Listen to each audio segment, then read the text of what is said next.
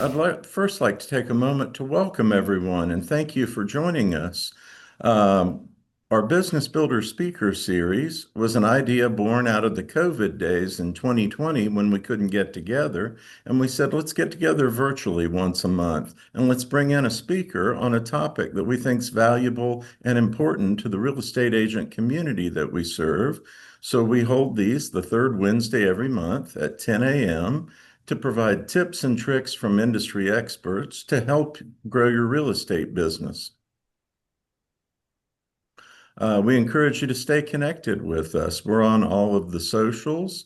The other nice thing that we do is each of these Business Builder Speaker Series presentations, we record the video, we clean it up, put our little theme music, opening and closing credits, make it look polished and professional. Then we post it on our YouTube channel and link to it on our website. And I encourage you to go have a look and find all of the videos that we've done on topics that might be of interest to you. In case you missed it, you can find those videos on our website, shafritz-dean.com, under the heading Resources. And here's a list of some of our prior speakers for the current year. Go ahead and mark your calendar. We will join again.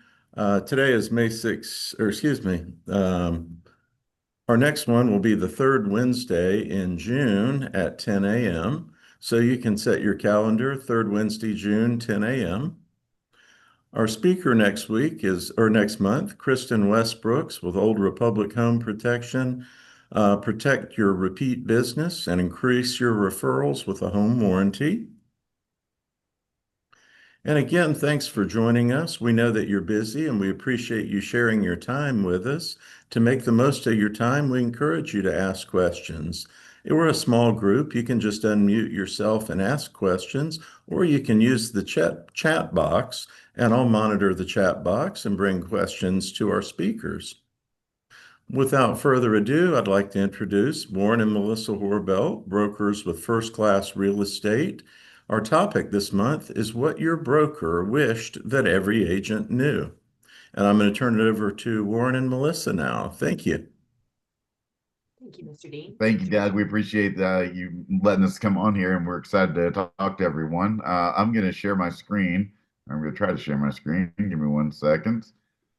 Okay. Did that work? Can you guys see my screen? Or Yes, we can. Thank you, Warren. All right, that did work. All right. So we got our title card here. The what your broker wishes you knew is the topic we're given. And we kind of thought about this for the last couple months and have been putting notes together and everything and wanted to give you guys some good tidbits that might be helpful and useful to you. So, the unspoken truths that can transform your business. My name is Warren Horbelt. Melissa Horbelt's my wife, and she co-owns First Class Real Estate with me as well. We have agents in Georgia, South Carolina, soon to be Florida as well. So hopefully we can give you some good information to pass along. Melissa, did you want to add anything to the introduction or? Nope, you're doing a great job. Awesome. Hello. For once in my life. Let's see. Now we can get the next card. Okay, so why this is important and why the things we're going to talk about are important. First off, I don't want you guys to think this is a rant or a condemnation or anything like that. It's a roadmap. It's something that hopefully it would help you be successful. And for any of you who are on there who are thinking that your broker's telling you things that you don't want to hear because they don't want you to succeed, I don't think that's true. They just want to keep you in compliance and get your business going as much as possible. And knowing these truths will help you and help your business and everything. They'll help you close more deals, help you with unnecessary setbacks, and help you grow faster. And that's kind of where we came from when we put some of this list together. If I remember correctly, the first slide we're going to see is just mindset, and we're going to talk about just some mindset things that you can look after and kind of shift the way you think, and maybe it'll make things easier for you that way. So first thing we're talking about is that this is a business, not a hobby. We have a few agents that honestly treat it more like a hobby than a business, and they're probably never going to grow. They're, maybe just waiting for like a friend or a family member to sell a property, and that's the only reason really they're in this. So treat it like a business. If this is something that you're doing full time and this is something that you really want to succeed at, it means that you really do have to put in real effort and real life effort and constant effort, I would say as well. It's not just going to fall in your lap. You're not going to be successful waiting for it to happen. So the first one here, Melissa, do you want to talk about the first, or do you want me to go first, or how do you want to do this? Well, I can talk a little bit. I mean, when Warren starts the recruiting process and through our orientation, even right in the beginning stages of coming to first class, we tell everybody that we're not going to be your boss. You're not your CEO. We're not somebody like that. We want to be your business partner. And that's how we treat each and every one of our agents who we treat now like clients because we're not in production. So we want to make sure that they know that we have their back, that we are doing what's best for their business. After I bring them on orientation, I say, just because you got your real estate license, no matter if you are 1 day in this business or 20 years in this business, if no one has taught you like to treat your business like you are the CEO of your business, then you're working it wrong. And so I feel like that is a really good mindset to feel like, because you are a 1099 employee. So you need to show up like a CEO every single day. You're not a door opener. You're not a sign sticker in the yard and let it sell. You have to go and do the work to grow and develop and keep that momentum going. Show up even when you don't feel like it. A really good example is like this, is that have you ever worked an open house, you're not feeling like going, you've had a bad attitude, you're saying, I'm not going to get any leads from this. And then in walks a buyer with, 700K, or, you go to a showing and it's, $150,000 and you don't, it's a lead and you don't feel like that it's worth you going.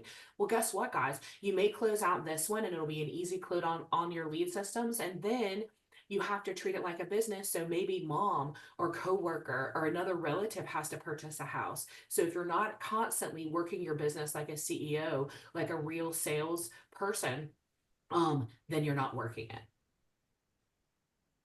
Yeah, and Melissa's talking about showing up, and just before that, the mindset I think is important too. I think that if you're going in there with the attitude of like, oh man, I don't want to call all these people, I'm keep on getting no's. Change your mindset to like, okay, the more no's I get, the closer I am to a yes. Or if you're going in there with the mindset of, oh, all these leads suck, then that's not going to be helpful to you either.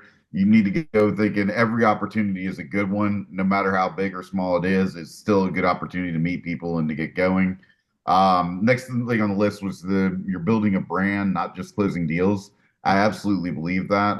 So when you show up, you want to make sure that you're dressed appropriately, representing your brand the best as possible.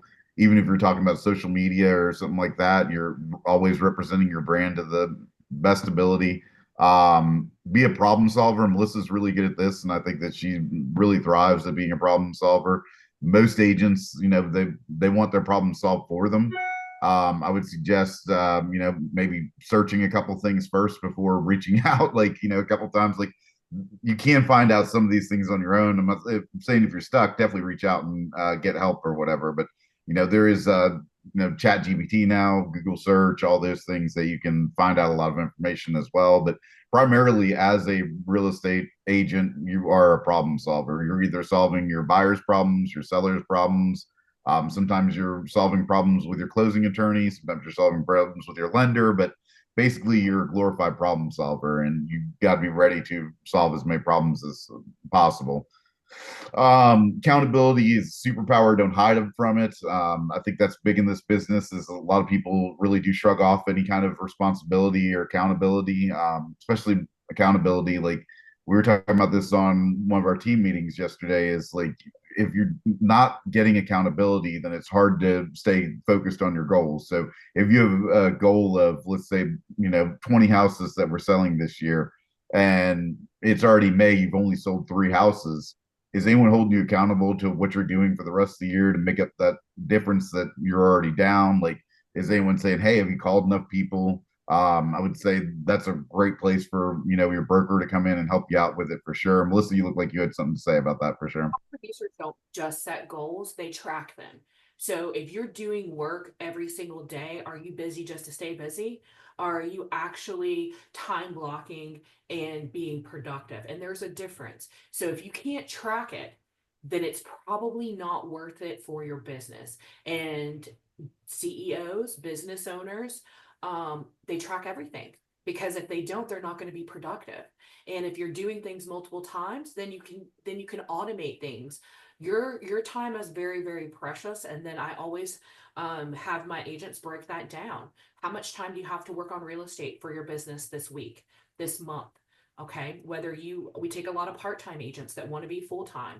So you don't have to really work your business for 8 hours. You just have to time block and work it un- with focus time, with no other distractions, for three solid hours is what you have to put in. Then you can, plan your business and be more productive with your time management. But yes, accountability is everything. So if you're not tracking it, you're not growing. You don't know what you're doing. You don't know where you are and where you started and where you need to be. Absolutely. Next one, success doesn't get or doesn't come from getting lucky. It comes from doing. And I absolutely agree with this. And we do have some people that like I believe that they believe that people are getting lucky instead of putting in the work. It's kind of what we were talking about before about waiting for things to happen as opposed to making things happen.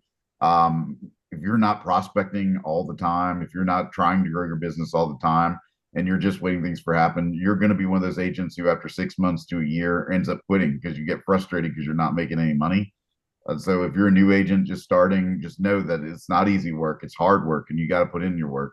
If you're a newer agent who's spinning his wheels, thinking to themselves like, hey, I really don't know what to do, you're probably with the wrong brokerage. Get with another broker or brokerage that can help you guide you into the right direction and how to spend your time.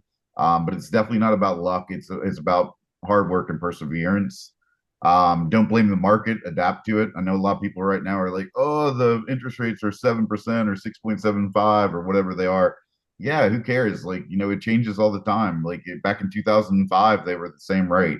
2008, we had the market just absolutely collapse, and there were still successful agents. If you were coming on board in 2020, 2021, houses were selling like every 5 seconds. Like it was really, really hard to like even get an offer accepted because of how fast the houses were marking or moving. If you didn't have a cash investor, it was really hard to get an offer accepted. But the point being is that the market changes and you need to adapt to it. You have to be able to adapt. So as I said, right now with the interest rates being a little bit higher, it's a different market out there than it has been previously.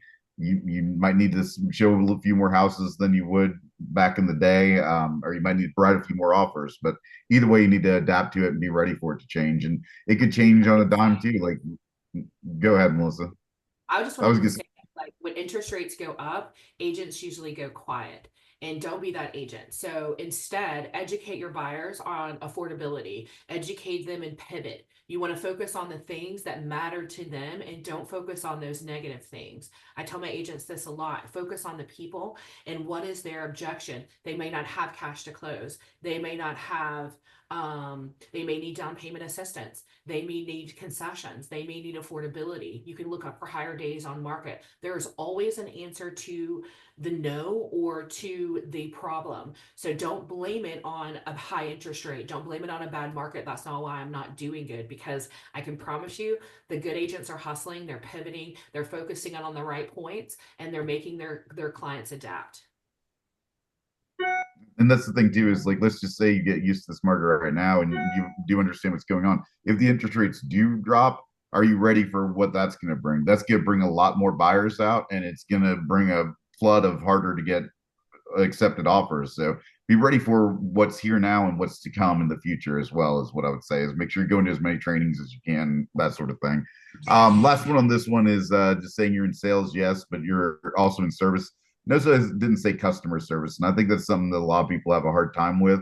Is we are in sales and we are in service, but customer service has a mentality of the customer's always right. That is not going to work in real estate. Sometimes you have to let them know that like they are not right and that you need to be the strong voice and guiding them, and you're the expert to let them know that. So don't confuse service and sales with customer service is what I would say there. Next slide is going to be on lead generation and follow-up.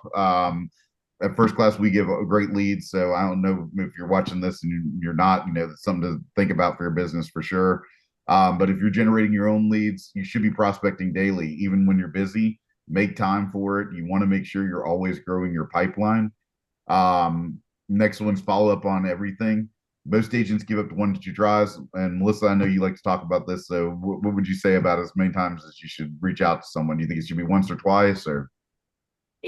Everything happens after 5 or more follow-ups. 1 or 2 is for the week. 1 or 2 is for people that are not in sales. So don't say that you're in sales and only call 1 or 2 times. People are busy. Real estate is not their top priority. They're working full-time jobs, sometimes second jobs. They're taking care of kids. They're taking care of their families. They're running errands. They're doing lots of things. People are busier now than they've ever been. So a buyer said if they're not want to purchase right now, that's not a no. So check back in 30 days. So you're making those phone calls. Would you be offended if I call you back? Would you be offended if I put you on an email campaign and follow up in 6 months and send you market reports of your highest investment, your home that's growing, so you can see your equity grow?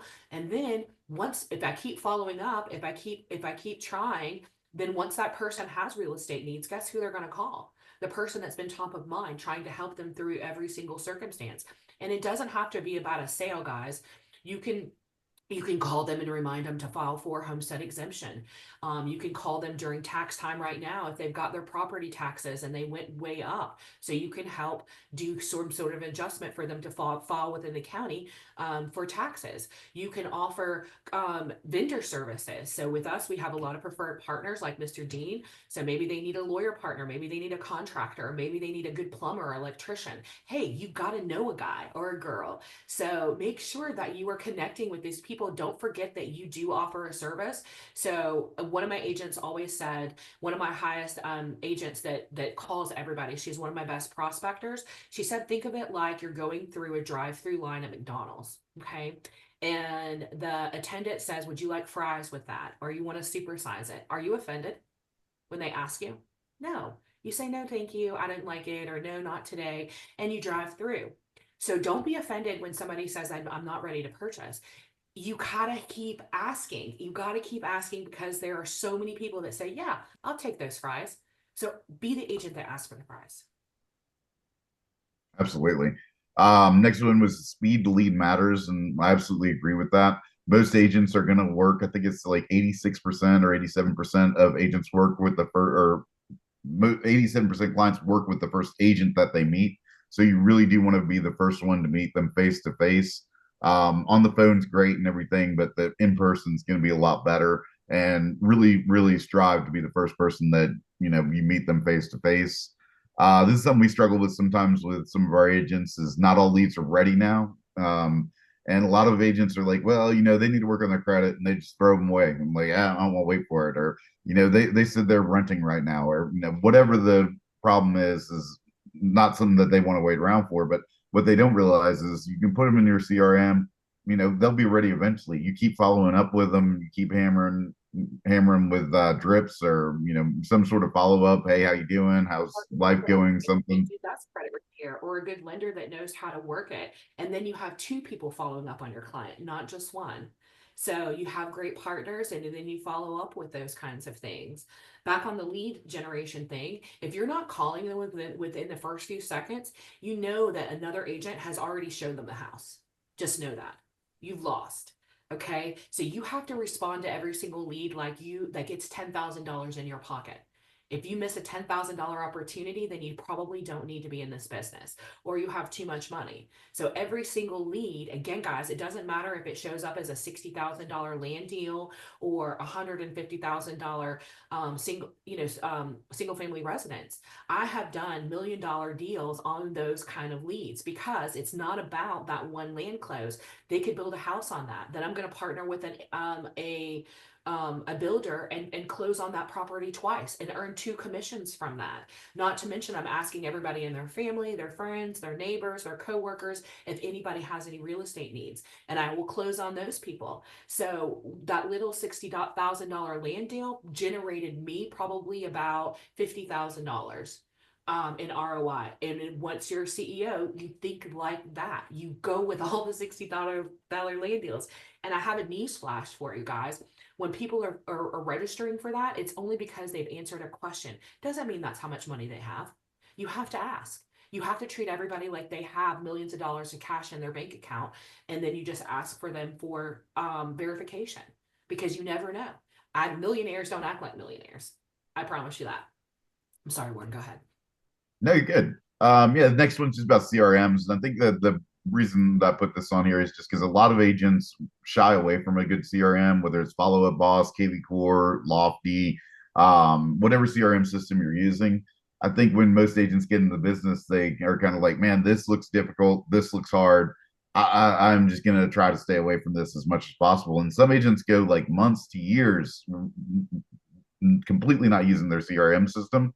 And really, like, you're just leaving money on the table at this point, and you're really like losing out on so much money. So if this sounds like you and you are not taking advantage of your CRM system, stop it today. There's classes on it, there's videos on it, there's Get one that tons of works for stuff. you. You don't have to use your broker CRM. There's a lot of ones out there. Get one that's affordable, that may be more visual for you, or more um you know simple. So there's a lot of ones out there.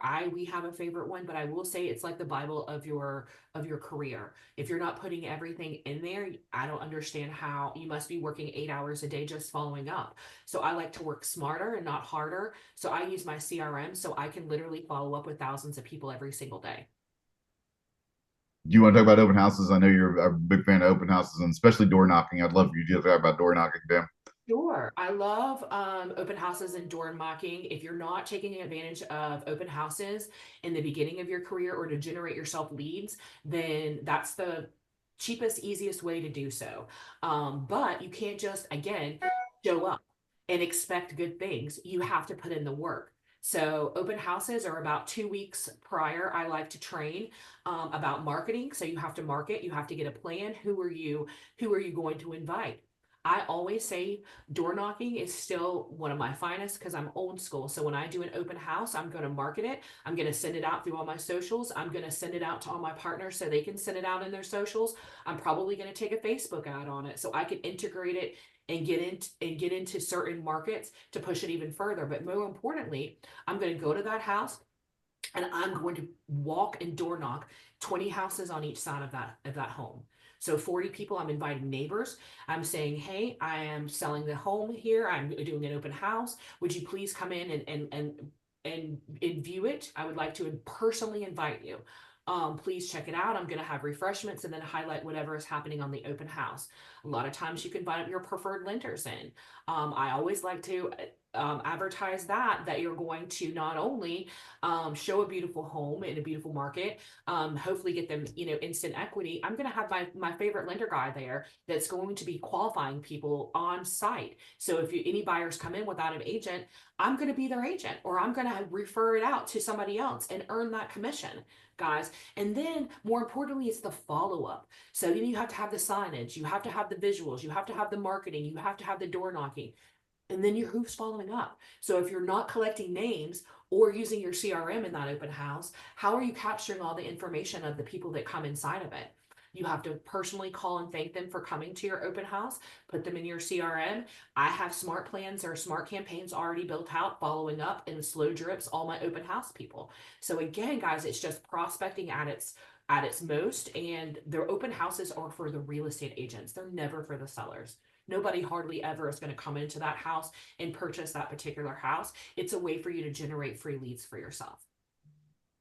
And just in case you don't know, you can run an open house for any brokerage or anybody's listing as long as you have permission. It doesn't have to be with your companies or it doesn't have to be your listing. So just something to think about.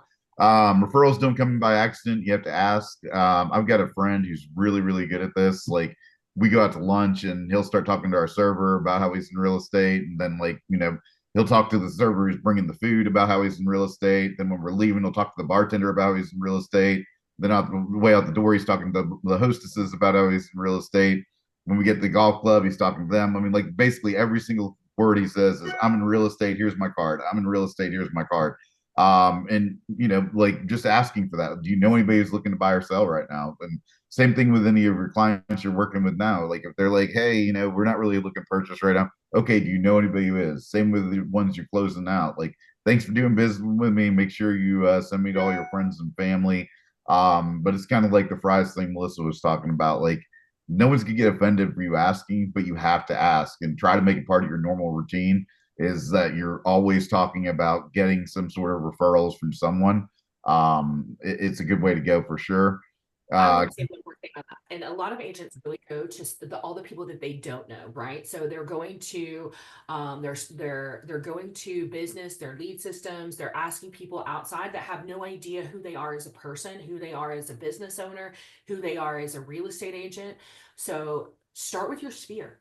Start with all the people that know you, your friends, your family, your coworkers, your neighbors, your ex-schoolmates, all your acquaintances. Ask them for the business. If you're not messaging everybody, or if you have not written out your sphere of influence and put that in your CRM, you are missing out, because these people already know you. They know how you work. They know who you are as a person. And God, by the way, you sell real estate. So it's a win-win situation.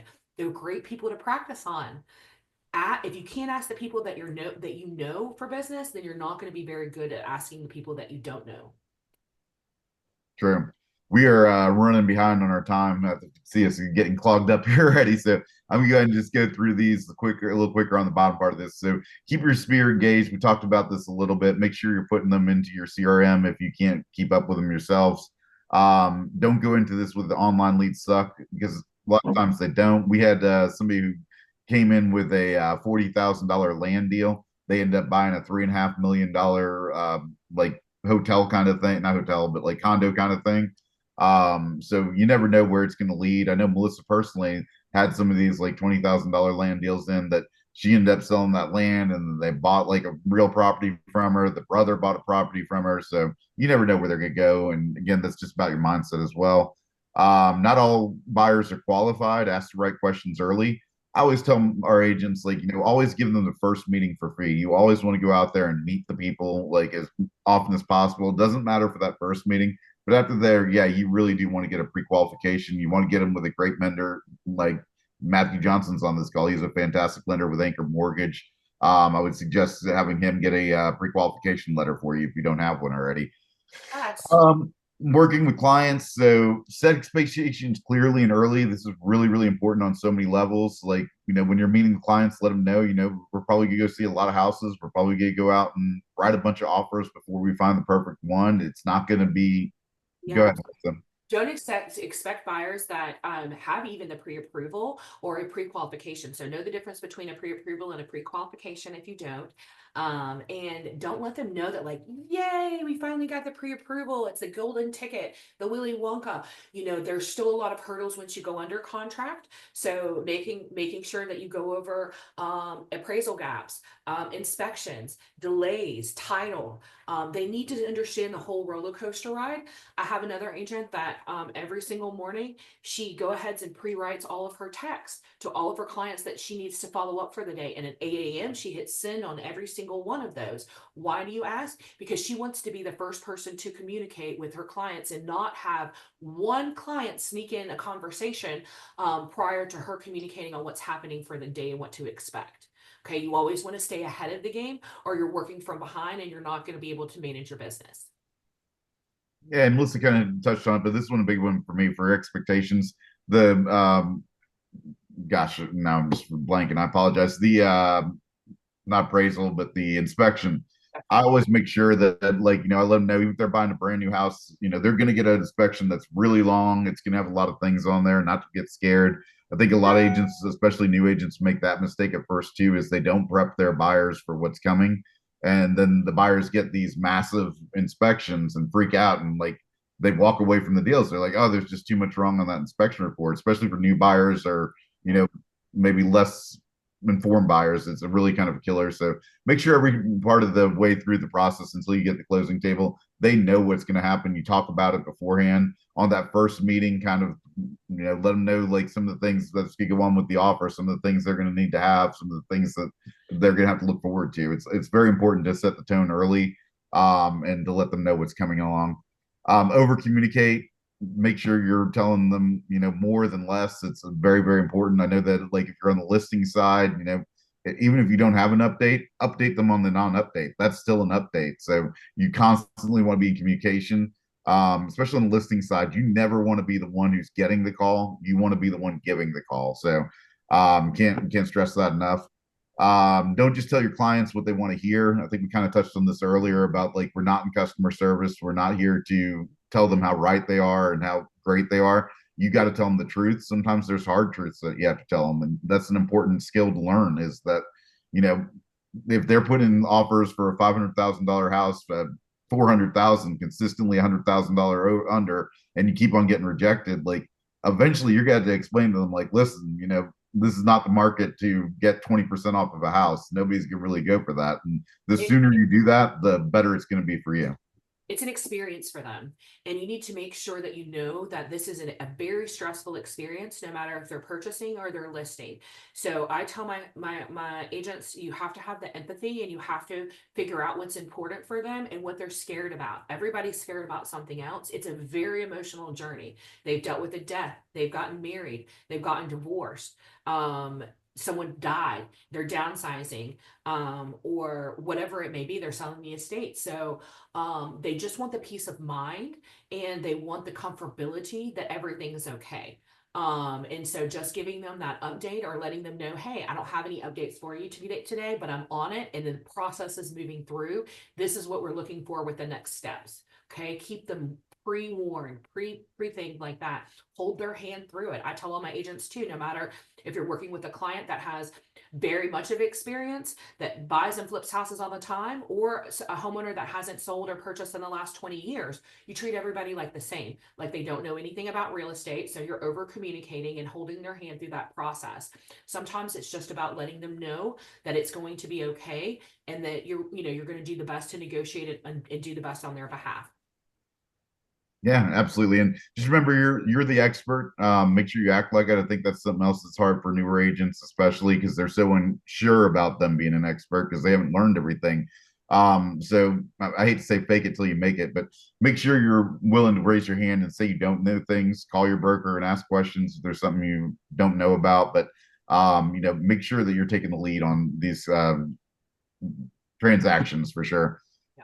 Be able to explain the process in simple terms. I mean, I think that most people don't have a problem with this, but don't overcomplicate it. I know we have a few agents that like to overcomplicate the situation and try to make it sound a little harder than it is. There's really, and I try to explain this to our newer agents, there's really never going to be anything difficult that you do in real estate. It's just going to be a lot of new things thrown at you and learning how to adapt to those new things. So, try Everything to can make it be as simple as fixed. Everything is possible. negotiable. Everything can be fixed. So Absolutely. don't be Yeah. scared. Buyers and sellers are emotional. Melissa touched on this a little earlier. This buyer is selling a house is one of the most stressful things, and buying a house is one of the most stressful things you can do in your entire life, up there with marriage and death. It's like really, really stressful. If you've never sold a property for yourself and you've never had to juggle, moving kids around, moving pets around, getting out of the house just so they can show, it really is super stressful for you. So have some empathy for those people who are doing that. Same with the buyers. And I'm going to say something to this too. Like, take your emotions out as an agent, right? Be more transactional. I mean, be more like, treat everybody as a human. These people are very stressed, and if they're emotional, you can't show you're emotional. You have to be very, very low key, and we even go deeper into the psychological meaning of where you have to keep a low voice and a low tone, and even focus on some vocabulary and keep the others out to make it a more positive, smoother, happier experience. So if you have somebody is escalated, then you need to be able to de-escalate them, and keep it out. So don't take it personally. I'll throw another link in the equation saying that, like, I have taken this buyer out to see 30 houses, and now they're not, call me back, WTF or whatever. And I want to say to them that, like, it's not about you. You got to quit taking it so personally. It's a business, it's a numbers game. It could be a fear for your buyer or your seller. So that's why you have to dig in and objection handle what that fear is. It could be financing, or, over budgeting, or maybe they've made a bad mistake. People are still very taboo about their finances and looking in them and thinking that maybe if they just made one late payment 10 years ago on that car payment while we were in college, I'm never going to purchase a house. So it could be very simple. Take them to the experts and let them talk to your preferred lending experts so they can hand walk your client through any of those financial fears for you, because they have real numbers. Let them lead their lane, and helping you translate that, and taking those emotional or de-escalations or those fears out of the equation. Yeah, for sure. And then learn how to handle objections. I think we talked about this a little earlier. I mean, that's 90% of your job is objection handling and figuring out what their objections are and fixing them, whether it be like, hey, I don't have enough money to buy a house, or hey, I need the perfect house, whatever it is. You're going to find the objections and you're going to handle them. Knowing your inventory inside and out, that just doesn't mean your listings. It means your brokerage's listings. It means the area and the town that you're representing, all of that. You want to know where the market is and what's going on with it. Fast answer beats a perfect one. I agree with that too. So like if you don't know the answer, and we try to teach our new agents this all the time, is if you don't know the answer, it's perfectly fine to say, hey, I don't know the answer to that. Let me figure it out for you and I'll get right back to you. And then figure out the answer and get right back to them. So I mean it's pretty simple. Just make sure you're not letting them wait. Clients hate waiting. It's something that nobody likes doing in this society we're in now. I don't even like waiting for Amazon to take a day as opposed to like coming the same day. I get pretty aggravated with that. Like, where is my order? I want it right this second. I think everyone's kind of like that nowadays. The little things like being on time build massive trust. I've always my whole life been like if I'm not 15 minutes early, I'm late. So I think that's huge. I mean, I know there's not a ton of professionalism with real estate agents anymore, but try to be better than your peers and try to make it there on time. Nobody likes waiting for people. I would say I don't think this is on here, but this should be for sure. Is again like your attire, like dress for the way you want to be perceived. I know when I used to be in production, I'd go and I'd see people in like shorts and flip flops, and I'd be like, man, that's crazy. Like, how are you going out with clients looking like that and everything? But I think it still goes on. It probably does. But, I know, if you want to be taken seriously as a professional, dress like a professional is what I would say, and try to earn the respect of your course that way. Next thing we have is marketing and branding. First one, I really, really like this. You're a media company that happens to sell real estate, and that's absolutely true. You really want to make sure that you're growing your brand. We kind of talked about it a little earlier, but it's very important in real estate to make sure you're going. So if you're on the fence right now and like you haven't started doing any social media stuff or branding yourself at all, maybe this is your wake up call. It's time to start now. Melissa, I'm Coca-Cola gonna let you only talk about the next one since you're the listings person. I was gonna say on the media one, if Coca-Cola only ran ads when people were thirsty, they'd be broke. So real estate, you have to stay top of mind all year long. Again, people are going to be finicky and flaky, and they're going with the easy. So you have to make it easy for them. And yes, listings deserve more than just a yard sign. And so you have to do the work. So many agents that have, I put it on MLS and I put a sign in the yard and a super box. Now what? Okay, you have to work it. You have to sell it. You have to think about who you're marketing to. You have to build a marketing plan. You have to figure out how to communicate with your seller, what's important for them, how they want to be communicated with. Do they want more stats? Are they a visual seller? Are they more into just bringing the highest dollar? Are you going to do an open house? If they're paying you a commission, or commission to your brokerage or a buyer's commission, what are you doing to deserve that? What are you doing to earn that commission? Like, are you giving them a landing page? Are you giving them a website? Are you hosting the open house? Are you doing professional photos? So really, really spell that out. I always like to be very finicky with people's money, and I like to be very, let them know what they're spending it for. I want to build a value. I want my sellers to know that when they hire me, that they're getting the best. Absolutely. And something else on that, if you're using your phone to take pictures for a listing, it's time to find a new position. I think, like, honestly, me and Melissa will look at these Zillow listings and just like freak out on some of these like $800,000 properties that have like the blurriest camera phone pictures ever. We're like, oh man, how did you get away with that? Like, Well, oh it's man, that's just terrible. Like, no lighting. yeah. So I've seen just yeah, horrific ones, and you get a can tell. professional. Definitely can tell. Get a professional to do it for sure.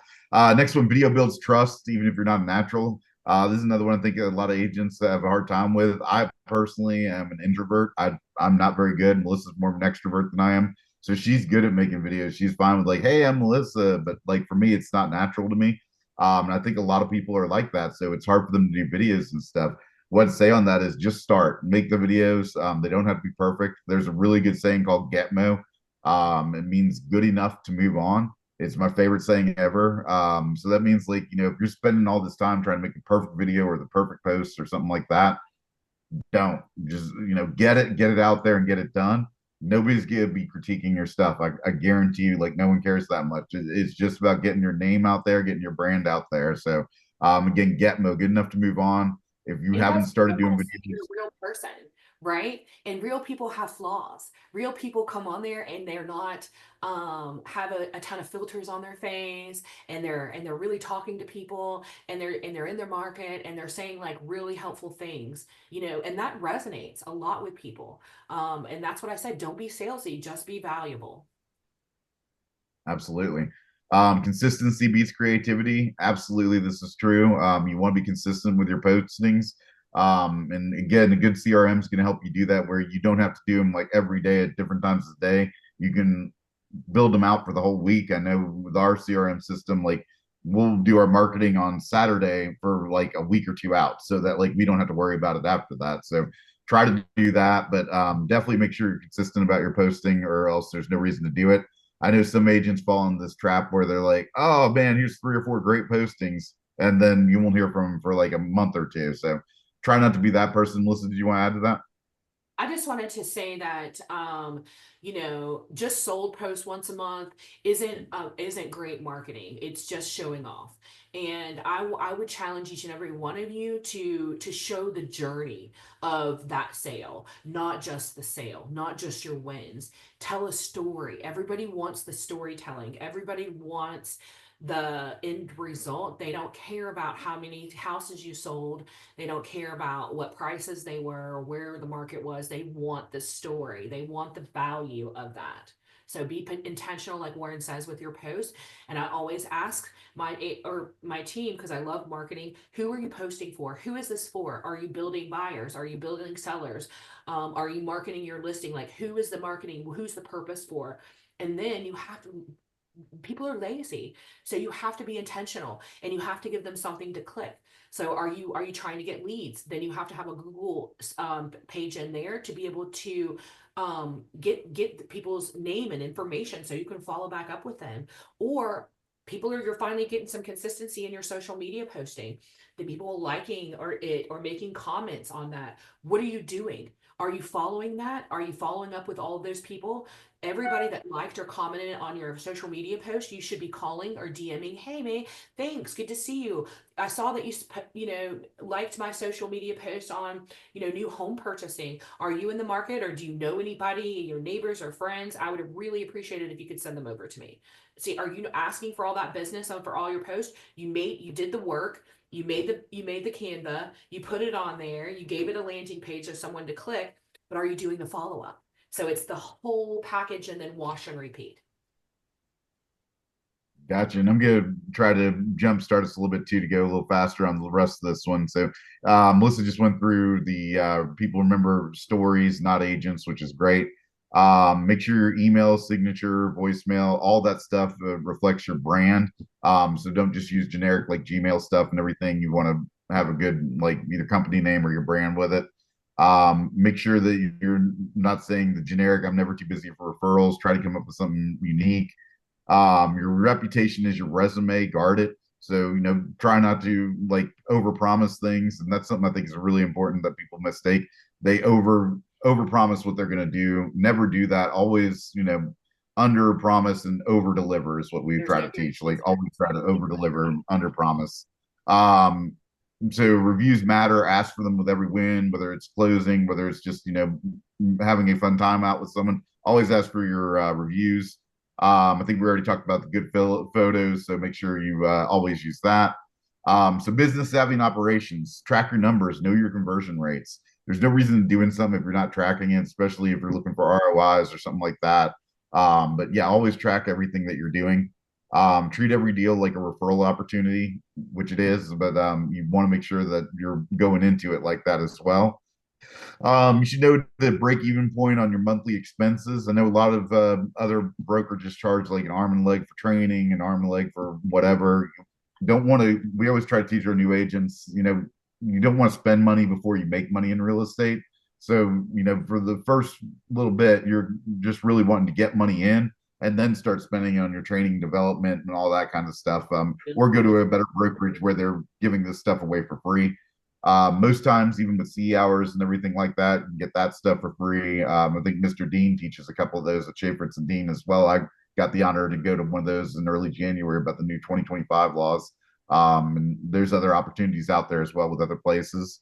Don't spend like you're rich when you have a big month, which, again, some hard for people. Oh, I just have 4 closings. I'm going to buy this and this and this.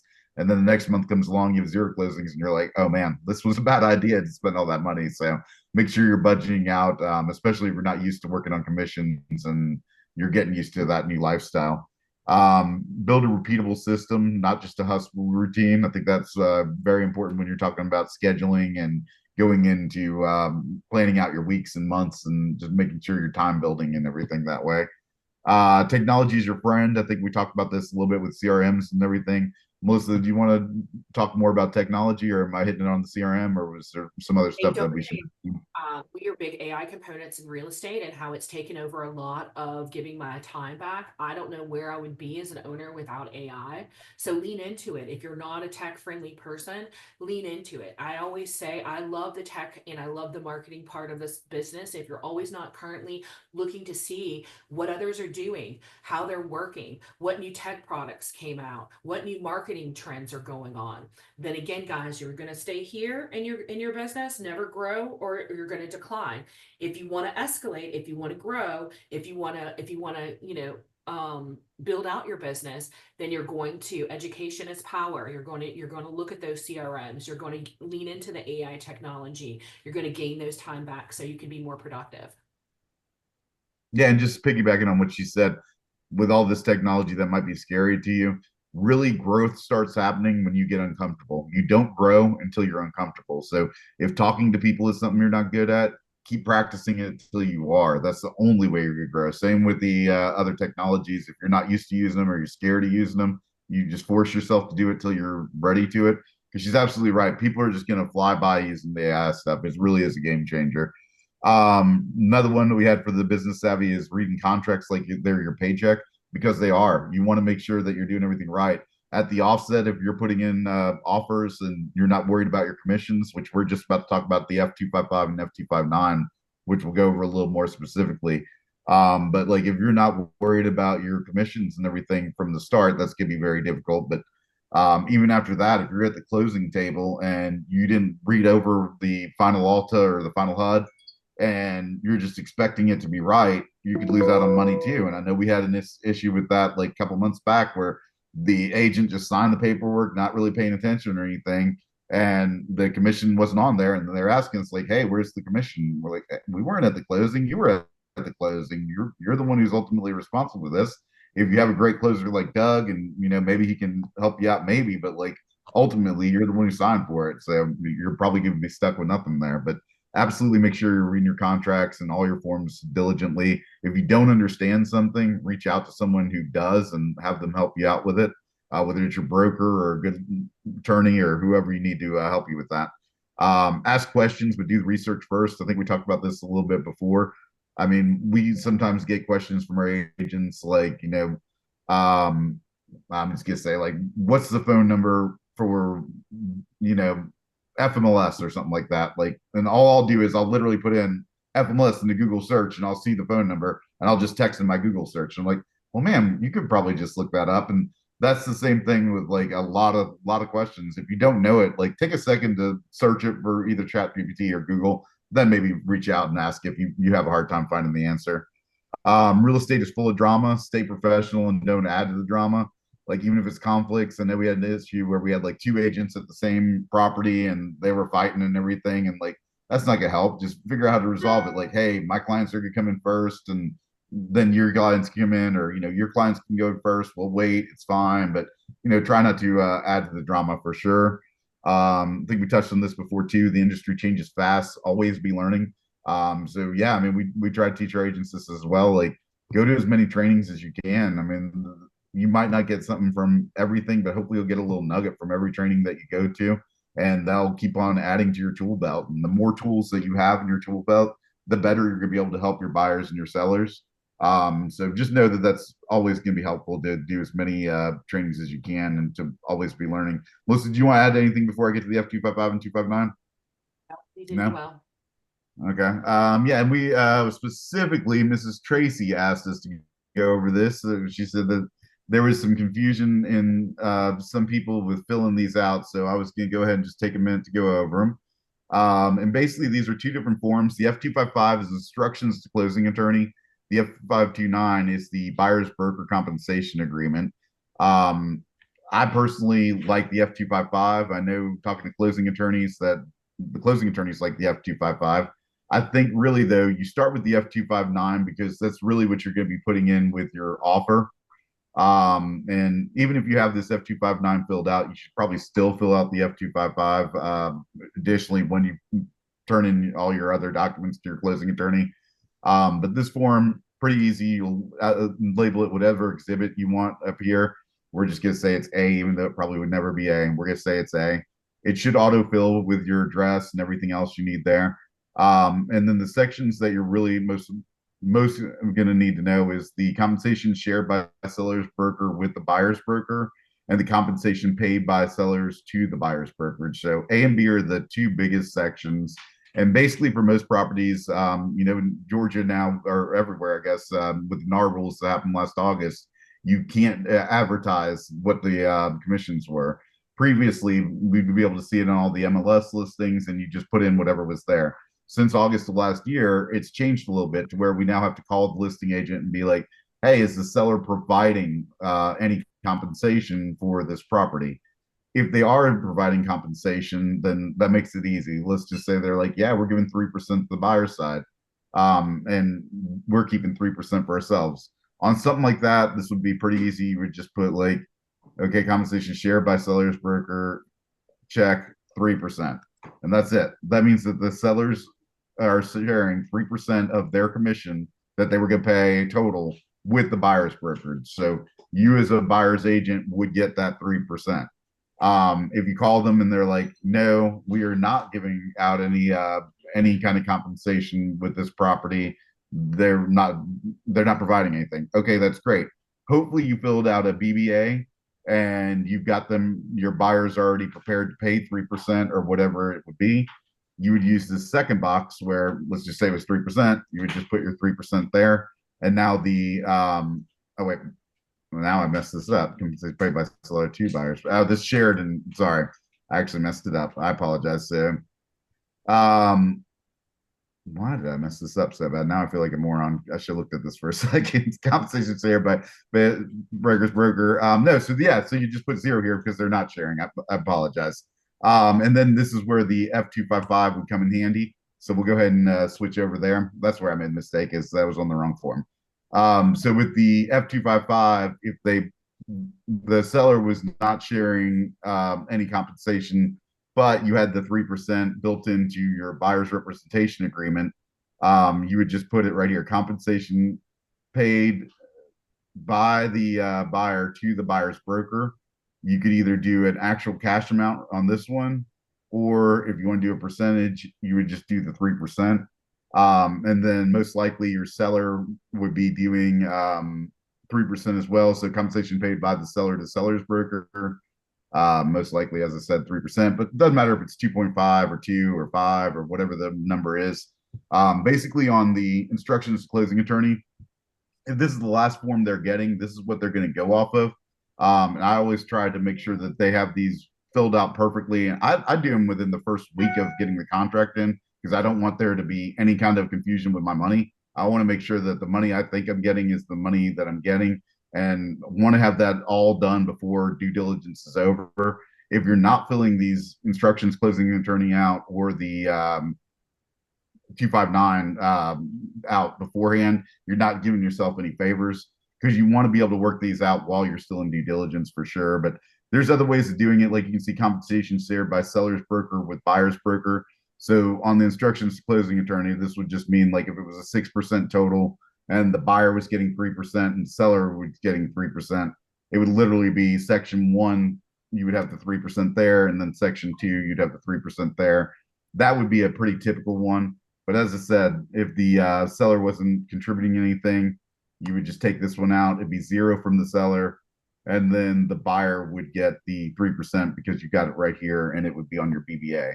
I hope I didn't go over that too quickly. And since I know we got 3 minutes, Doug, do you want to talk about this buyer broker agreement or ask us any questions or anything like that? No, I appreciate it, Warren. The instructions to closing attorney is always my favorite document, but because it's the one that's easiest for me to read and to understand the four different ways that people are compensated, and they're listed here, 1, 2, 3, and 4. And then there's the extra blank lines for the things that don't fit into those categories. So I'm always grateful when agents do use this form, the instructions to closing attorney. It's very Absolutely. clean, and the other you can put in if you have a transaction fee that's charged with your brokerage, or a transaction fee that you're calling, you're charging your buyer back that's going to be paid at the closing table. So that's all really great information because your closing attorney are going to build the closing statements or the altas or the HUDs on this 255. Also, guys, make sure that you pull your lenders in. Your lenders always have all the financial information for their buyers, so they can also check over these preliminary ultas with you, go over any fine tunes, make sure your buyer understands them, make sure they understands how much cash to close they need to bring, if any, and also that your commissions are protected. Your good lender partner will always look that over for you. Any Good lender questions? partner like Matthew Johnson. Yeah, he's the best.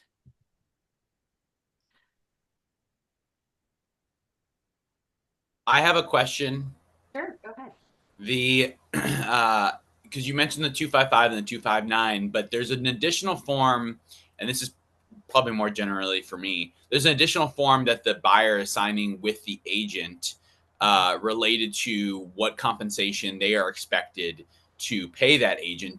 Right now I know it's typically 3%, but when is that getting completed? Is it prior to doing any showings? Is it after they've agreed to go with that? I'm curious when you have your agents get that document signed.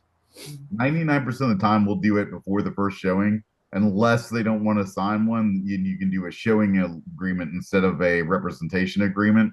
But mostly, we want to get the representation agreement signed, or BBA.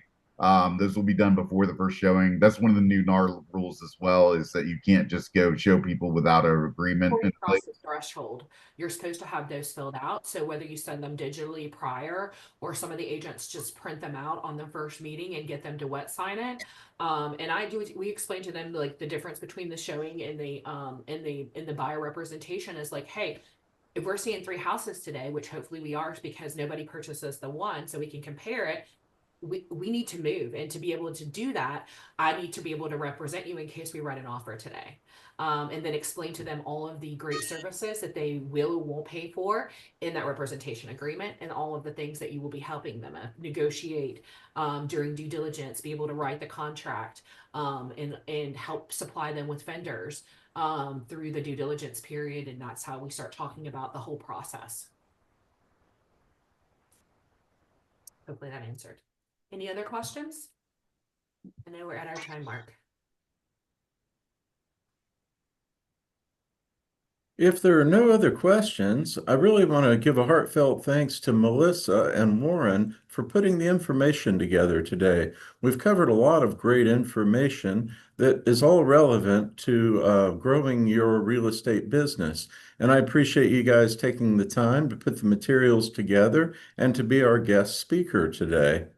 For everyone on the call, we will publish the video to our YouTube website and link or to our YouTube channel, link to it on our website, and you should get an email in about a week when the video is available. So thank you for joining us, and we appreciate your participation. And we look forward to seeing you the third Wednesday of June at 10 a.m. for our next session, and look forward to working with you again in the future. Thank you for having us. Thanks so much, Thanks, everybody, everyone. for joining us today, and wishing you all the best in your real estate. And we will talk to you later. Thank you.